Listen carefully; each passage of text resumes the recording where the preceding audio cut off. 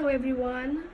Thank you for looking at my heart video, and I hope you appreciated and learned something new from it. If there's any suggestion you have, please let me know. Here we have a right lung, and this is right because I can see three lobes: upper, middle and lower. Let's look closely into the vasculature. I have my pulmonary artery, which is going to be carrying deoxygenated blood, right? And that's going to be my blue vessel here. And pulmonary vein is going to carry oxygenated blood, which is going to be my red vessel here. You can review cardio or even look into my previous video on heart and familiarize yourself a bit more on this. The green spots here are going to be my lymph nodes. Okay, now every organ has a lymphatic drainage system, and it's very similar to the circulatory system in that it transports or it circulates cargo from one place or one organ to the other, and instead of blood it's going to take lymphatic drainage. It's going to carry all the lymph substance in it. Okay, all right.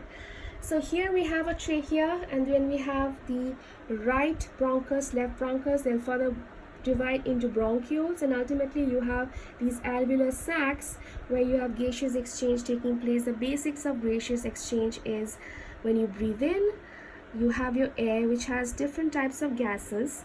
When you go to the alveolar sac, you have diffusion where the blood vessels that are surrounding the alveolar sac is going to take in, or you have diffusion of the oxygen from the air in the alveolus into the blood vessel, and the blood vessel that has all the carbon dioxide is going to be diffused into the air sac so that it can be expired or breathed out of the lungs. Okay, so that's a simple principle of the diffusion or gaseous exchange, where you breathe in oxygen and it's diffused into the system.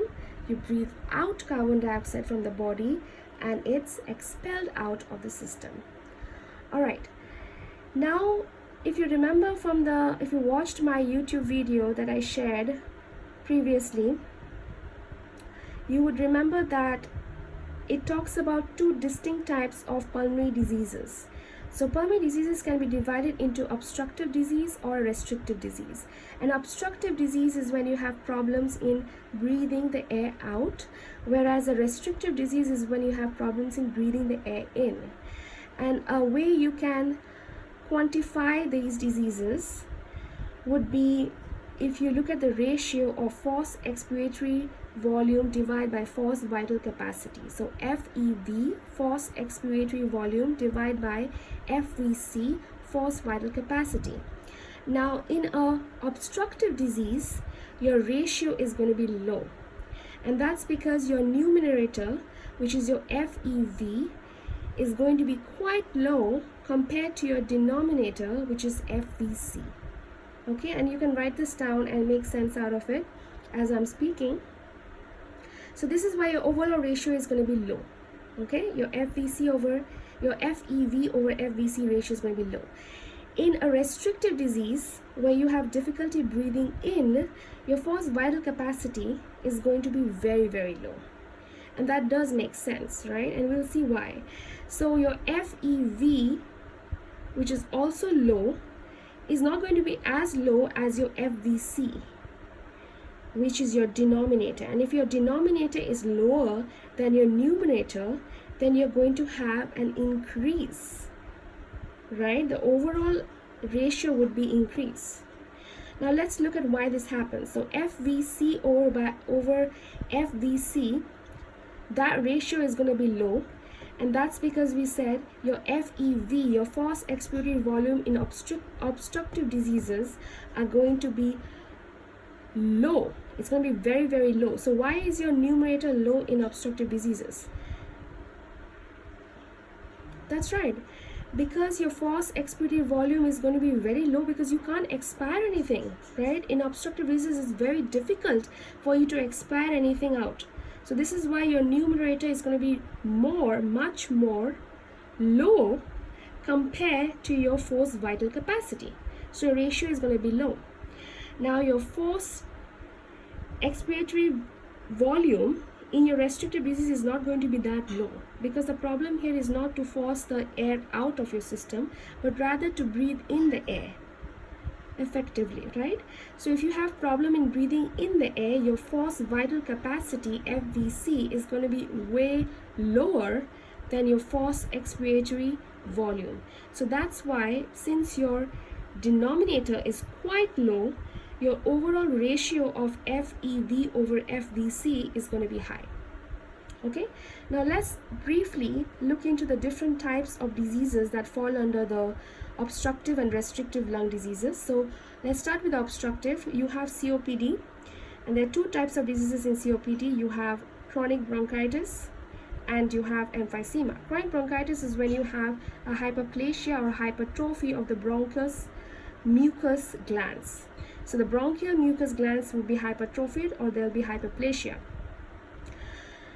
When you have emphysema, you have damage in the alveolar sacs. So improper gaseous exchange happening there, right? If you have asthma, that's my next disease in obstructive lung diseases. In asthma, you have bronchoplasm. It's reversible, but you have bronchoplasm, okay? It's usually due to allergens. So bronchoplasm means bronchial constriction. My next obstructive disease would be bronchiectasis.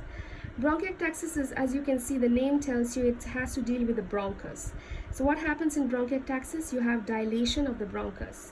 And this happens because of changes in your permeability of the epithelial layer of the bronchus, which causes leakage of proteins into the bronchus, and the whole membrane is just completely messed up, and it's like all dilated, and it's like a total mess. And this, unlike asthma, is going to be irreversible. So it's irreversible dilation of the bronchus. Okay. All right. Now let's look at the restrictive diseases. There are lots of restrictive diseases. But the one way to remember the restrictive diseases is that all of them deal with some form of fibrosis. Okay. Actually, majority of them. Let me not say all. So let's start with pneumoconiosis. Pneumoconiosis is a disease of occupational disease, like they say, because in occupations, certain occupations, they make it prone for people to get this disease. And this usually happens among the coal miners, because it's the ingestion of carbon dust that causes this lung fibrosis. In fact, the lung is so fibrosed that you can even call it a black lung. Okay, you can imagine that. Next we have is silicosis. Silicosis happens amongst sand blusters and silica miners, and that does make sense, right? And this disease usually happens in the upper lobe. Okay, very similar to TB. It happens in the upper lobe, and it also causes risk for TB. And this happens because it impairs the phagolysosome formation. Now, when you look at the pathogenesis of TB, you'll find out that there's a phagolysosome being formed during, just so that the body can fight this pathogen, Mycobacterium tuberculosis. And because this impairment of this phagolysosome formation that happens in silicosis, these individuals are prone towards developing TB. And I would briefly mention about TB here, since we have the lung here. TB also happens in the upper lobe, just like silicosis. And its initial presentation, the primary TB, when the body first experiences this bacteria, Mycobacterium tuberculosis, it happens in the form of a scar formation, and it's a gone focus that's formed here. It's gone focus. And then this spreads into the lymph, the hilar lymph here. And that's when you have a gone complex being formed, and ultimately it spreads throughout the body. Okay, but you could also have a TB, a scar being formed in the upper lobe here, and it could be a latent bacteria. So the bacteria could just stay here and be latent, and nothing happens. And these individuals won't experience any kind of symptoms or any kind of other problems associated with TB. All right, the next restrictive disease we have is berylliosis. Okay, and this is again common among beryllium miners, and this causes increased risk for lung cancer. Okay, another important factor to remember. And its representation happens in the form of non-caseating granulomas in the hilar lymph node and also in other systems. Okay, let's move on to the next one, asbestosis. Asbestosis happens among workers like say plumbers or shipyard workers. These people, these workers have contact to asbestosis fibers. This asbestos fibers would again cause fibrosis of the lungs. Like all of these would cause fibrosis of the lung. In asbestosis, you have not only the lung fibrosis but also pleural fibrosis happening. And you can look into an X-ray and you'll see the pleural plaques that's seen in a lung X-ray. Okay, and in terms of the histology, you can see a golden brown fiber representation of a lung. And in terms of the histology of, let's see, what else do we have?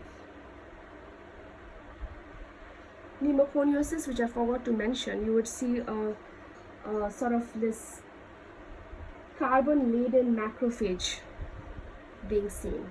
Okay. All right, there's another disease in the restrictive category, and that is your sarcoidosis, and this is a super high yield. Sarcoidosis is also non-caseating granulomas, just like berylliosis, but this is again a very systemic disease. So it is spread in multiple organs, and one very important thing to remember is that it's classically seen in African American females, and that it's linked to CD4 helper T cell response. So this is happening because of CD4 helper T cells responding to this disease in a certain way. Okay, this unknown antigen that's there, because the etiology is unknown, the CD4 T cells respond to it in a certain way, which is why you have all of this, all of these pathogenesis happening. Now, when you hear CD4 T cells, the first thing that should come to your mind that this is hypersensitivity type 4 because it's self-mediated. Okay, so these are some key points that I brushed into, but there are a lot more you can find out about these diseases. But I hope it helped. Oops, I think I actually forgot one more. There's hypersensitivity pneumonitis. I forgot to mention that. Now, this is actually your granulomatous reaction to inhaled organic antigens. Okay, so this is hypersensitive, so this has to be inhalation of something or related to some kind of allergens or something that you inhale, again very similar to all the other restrictive diseases. And this is actually inhalation of mold spores. Okay, so that is molds, you know, as a type of fungi. When you inhale that, you can have this granulomatomus reaction happening. Okay, all right, well, I hope this was helpful. If you have any questions, please let me know. That was a cover of the anatomy and the pathology and a bit of a physio of the lung. Thank you.